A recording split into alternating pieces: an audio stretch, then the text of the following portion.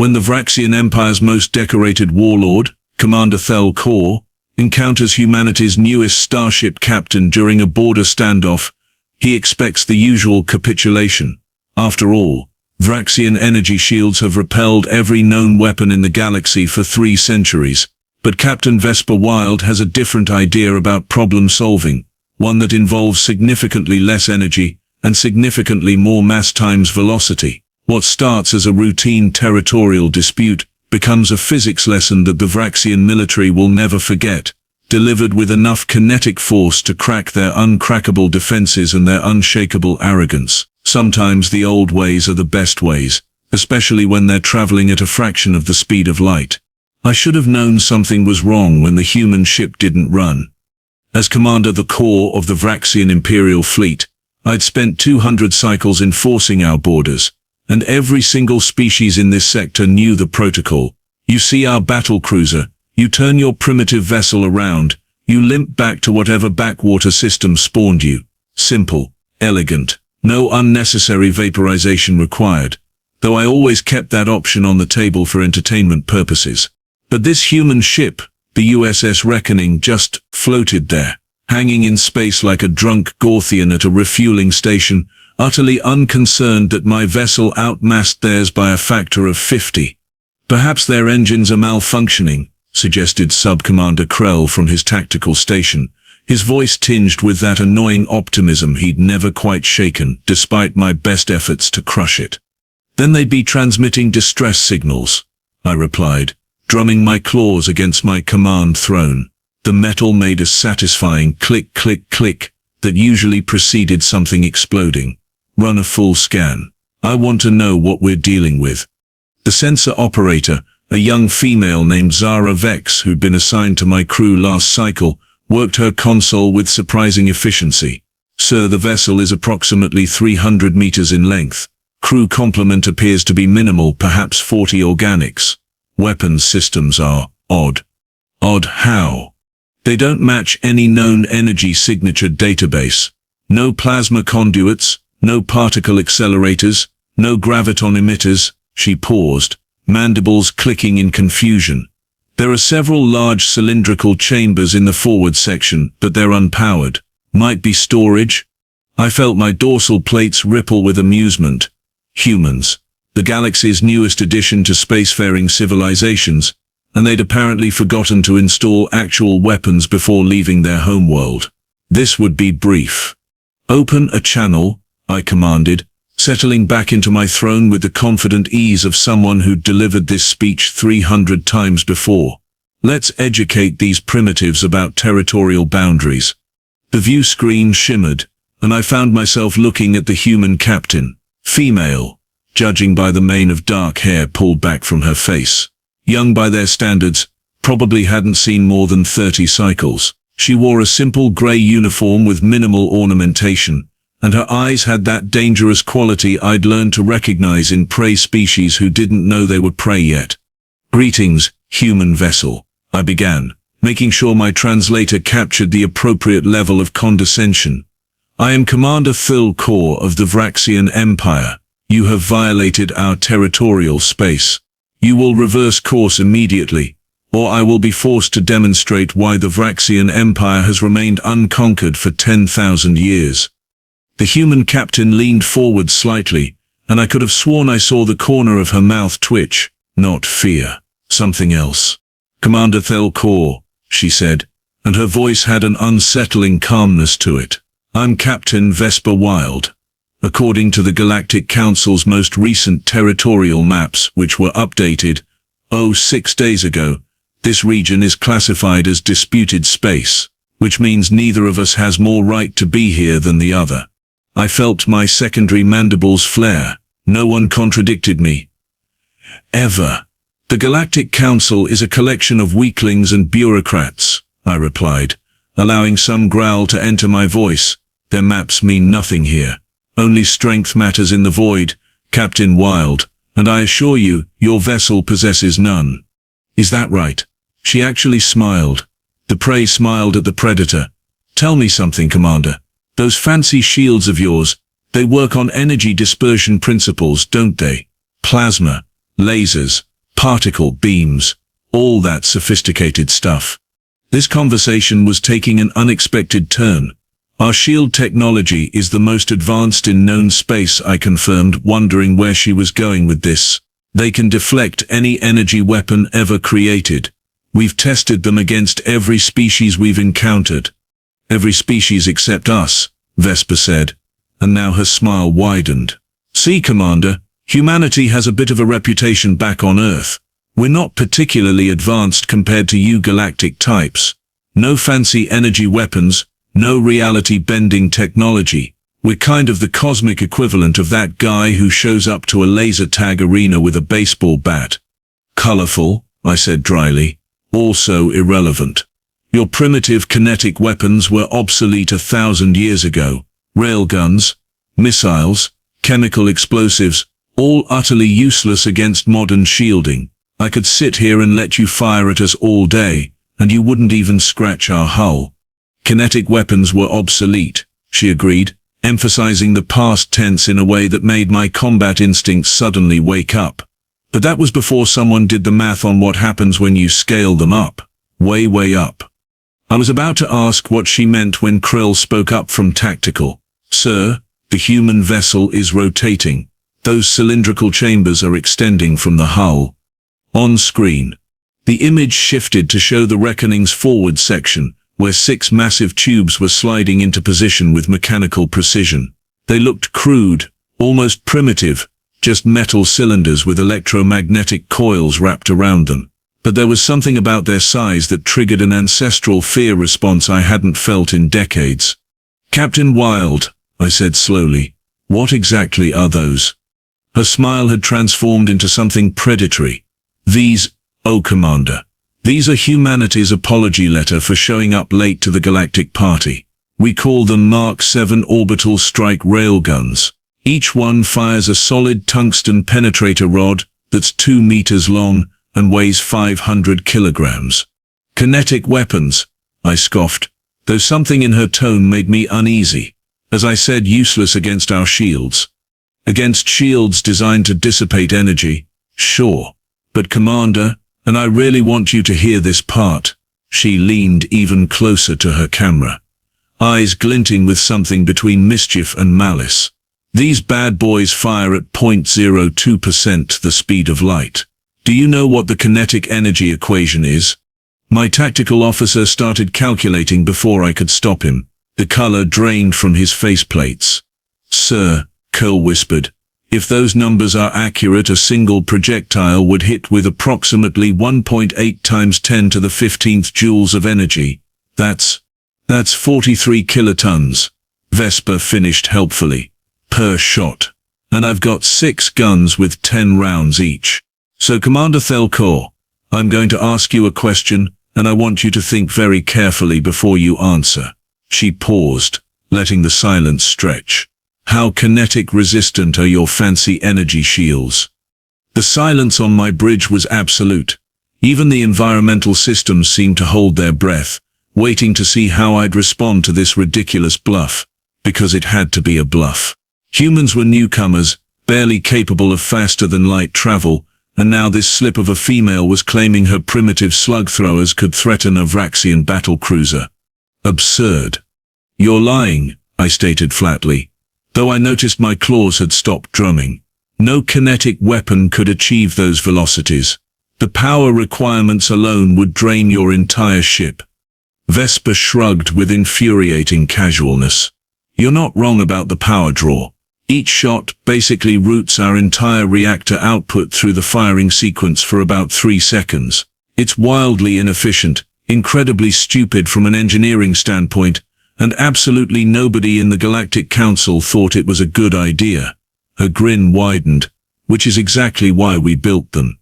Krell pulled up the sensor data again, his movements frantic. Commander, the energy readings from their reactor are spiking.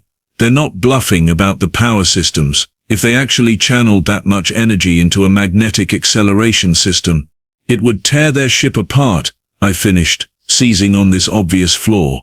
Captain Wilde, even if your weapons function as advertised, firing them would create recoil forces that would shatter your vessel's structural integrity. You destroy yourself just to take a shot at us. Mo, you mean these? Vesper gestured off-screen, and the view shifted to show massive hydraulic dampening systems mounted behind each railgun. Yeah, our engineers thought of that.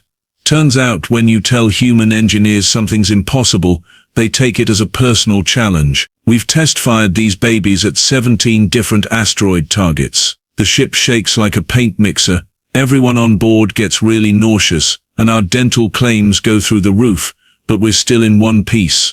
She stood up from her command chair, and I could see she was actually shorter than I'd estimated. Barely 1.6 meters, and yet she carried herself like she commanded a dreadnought, instead of what amounted to a heavily armed cargo hauler. So here's what's going to happen, Commander. You're going to turn that beautiful battle cruiser around. You're going to exit this disputed sector, and you're going to update your territorial claims to match the Council's actual maps. In exchange, I won't turn your ship into the galaxy's most expensive colander. My dorsal plates flared fully, an involuntary rage response. 2 centuries of military dominance, 2 centuries of making other species flinch at the mere mention of Vraxian shields, and this human thought she could threaten me. Load weapons, I commanded. All forward plasma batteries. Let's show Captain Wilde what real firepower looks like. Sir Zaravek spoke up from sensors, her voice uncertain. Perhaps we should consider retreat as a viable option, given the unknown variables and potential structural damage to our shields, if her claims prove accurate. I rounded on her so fast my command throne scraped against the deck. Did I ask for your tactical assessment, sensor operator? No, sir. But the mathematical projections suggest a 92% probability that a tungsten penetrator at those velocities would maintain sufficient mass and momentum to breach our energy barriers through sheer kinetic transfer, effectively treating our shields like they don't exist. The bridge fell silent again. Even Krell looked uncomfortable. Impossible, I said. But the word came out weaker than intended. Our shields have withstood direct hits from Gorthian mega-plasma cannons. The thermal energy alone from those weapons exceeds anything a simple metal rod could deliver. Thermal energy, sure. Vesper's voice cut through my view screen like a blade. But Commander, and please try to follow along here because physics isn't my strong suit either. Your shields work by dispersing and redirecting energy across their entire surface area. They're really good at it too. I've seen the specs. Impressive stuff. But kinetic force. She made a punching motion. That's just mass times velocity, baby. No energy to disperse. Just good old-fashioned momentum looking for somewhere to go. And when something with that much momentum hits something that doesn't want to move, well, the universe has opinions about who wins that argument. I looked at Krell. Tactical assessment. Honest one. He worked his console for a moment, running combat simulations. His faceplates shifted through several colors I'd never seen before, none of them encouraging. Sir, if her velocity claims are accurate, our shields would experience what amounts to a localized physics contradiction. The energy barriers would attempt to slow the projectile through electromagnetic resistance, but the mass and speed would generate a penetration coefficient that exceeds our containment threshold by a factor of 37. In basic Vraxian, I demanded. The rod would punch through our shields like they weren't there, sir. It wouldn't even slow down significantly. And at those energies, the impact on our hull would vaporize approximately 80 cubic meters of superstructure per hit. I turned back to the view screen, where Vesper waited with the patience of someone holding all the cards. My pride warred with my survival instinct, a battle I'd never had to fight before. Every fiber of my military training screamed that retreat was unthinkable, that no human mongrel could threaten a Vraxian commander. But I hadn't survived 200 cycles by ignoring mathematical reality. Hypothetically, I said carefully, if I were to withdraw from this sector, you would not pursue. Commander, I'm sitting in a ship that can fire exactly 60 times before I'm completely out of ammunition, Vesper replied. You think I want to waste that on a territorial pissing contest? You leave, I leave. We both go home and pretend this never happened. You can even tell your superiors that you detected a hazardous stellar anomaly and decided discretion was the better part of not getting ventilated. And if I refuse? She walked over to a console, pressed a button, and suddenly I heard a low thrumming vibration through my ship's external audio sensors. The railguns were powering up, their magnetic coils charging with enough energy to make our shield generators flicker in sympathetic response. Then I demonstrate why humanity earned our council seat. Despite showing up 10,000 years late to galactic civilization, Vesper said quietly. And tomorrow every species in this sector learns that Vraxian shields aren't quite as invincible as advertised. Your call, Commander. I sat there for exactly 5 seconds, running through every possible combat scenario, every tactical advantage, every last scrap of pride I had left. Then I looked at my crew, saw the fear in their eyes mixed with a desperate hope that I'd make the smart choice instead of the proud one. Helm, I said, the words tasting like poison. Set course for the border. Standard withdrawal pattern. Vesper's smile softened into something almost respectful. Smart choice, Commander. And hey, for what it's worth, I'm glad we could resolve this peacefully. Violence is so uncivilized. As my battle cruiser began its slow turn away from the human vessel, I couldn't help but ask Captain Wilde, answer me honestly, would you really have fired? She tilted her head, considering. You know what, Commander? I genuinely don't know. These guns haven't been tested against live targets yet. For all I know, they might have exploded and killed us all. But I figured you didn't know that either, so why not shoot my shot, so to speak? The transmission cut out, leaving me staring at empty space where her face had been. Krell approached my throne cautiously. Sir, orders for the official report? I thought about it for a long moment, watching the human ship grow smaller in our rear displays. Log it as a successful border patrol. Note that we encountered a human vessel equipped with experimental weapon systems of undetermined capability. Recommend future engagements be approached with enhanced caution pending further intelligence gathering. And unofficially, sir. I felt my mandibles click, in what might have been a laugh or a growl, possibly both. Unofficially, Sub-Commander, I just learned that sometimes the most dangerous weapon in the galaxy isn't the one with the most advanced technology. It's the one nobody thought to defend against, because it seemed too stupid to work. As we crossed back into undisputed Vraxian space, I pulled up everything our databases had on human military doctrine. If Captain Vesper Wilde was representative of their tactical thinking, if they really had looked at 10,000 years of energy weapon evolution, and decided the solution was to throw rocks really, really hard, then humanity was going to be far more interesting than I'd anticipated. And possibly far more dangerous. 3 cycles later, the Galactic Council officially recognized human territorial claims in the disputed sectors. No one asked why the Vraxian Empire suddenly stopped contesting those borders. We simply updated our maps, reinforced our patrols in other regions, and tried very hard not to think about tungsten rods moving at relativistic speeds. Pride heals. Holes full of hypervelocity holes do not. Captain Vesper Wilde sent me a message 2 months after our encounter. Just 2 words and a winking emoticon that our translators couldn't quite process properly. The words were, kinetic enough. I never responded.